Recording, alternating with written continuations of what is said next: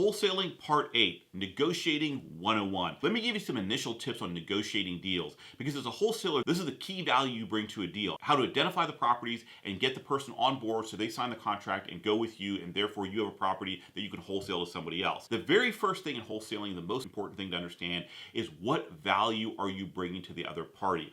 Always go in with that mindset. If you're going with the mindset of what can I get out of this person, what kind of value can I extract, you're never going to be successful in the long term no matter what you're doing. Understand, when you're approaching a potential seller to get their property under contract, you are solving a problem. So the very first thing you want to do is understand what their problem is, and once you've understood that, then really focus your discussion on that. An example is someone who's let their property go into disrepair, they don't know how to fix their property, they're maybe starting a foreclosure process, that type of stuff, and they just need to get their money out and get out of this thing. And once you understand if that's their motivation, then that's what you want to talk about. Look, I can do this deal for you very quickly. I can help you talk to the bank. I can help you move. Whatever it is, whatever their pain point is, that's what you want to address, and that's what you want to solve for them. Talk about that. Remember, sales is really consulting. You're not really trying to sell anybody anything. You're just trying to consult, give your knowledge and wisdom to them, and they'll be like, wow, this guy knows what he's talking about. I want to buy from him. Now, a great example I give of this always is about 10 years ago when I was going to buy a new car. I still remember I was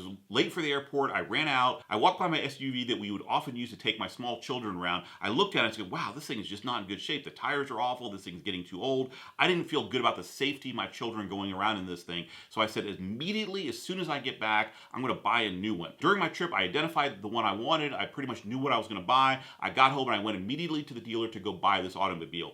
A nice salesman greets me. He was an older gentleman, kind of a grandpa type, and he starts talking to me. And he said, do you want to take a test drive? I said, sure, let's drive this thing. And the entire time, all he was doing was small talk. He was asking me about, what do I do for a living, the weather, those kind of things. It was kind of getting annoying because I wanted to focus on the car and understand whether this thing was going to meet my needs or not. What he should have done, which is very, very simple, is just ask me, why am I buying this car? What's my motivation, and how can he help solve my problem? My problem at the time was that I had small children and I didn't like my current vehicles because I felt it was unsafe. If you would have just talked about how this vehicle is safe, how it's great for children, how it holds up well in accidents, whatever, I would have been even more willing to buy this car, and it would have been like, sure, sell me this car right now. I don't really care about the price that much. I just want this car because it's solving my problem. First, understanding their problem, understanding why they want to sell, why are they here today. If you just understand that simple thing, and then you talk about that thing, your chances of getting a deal or closing a deal are going to skyrocket. That's really the key to negotiating. As much as possible, make it a win-win for everybody involved,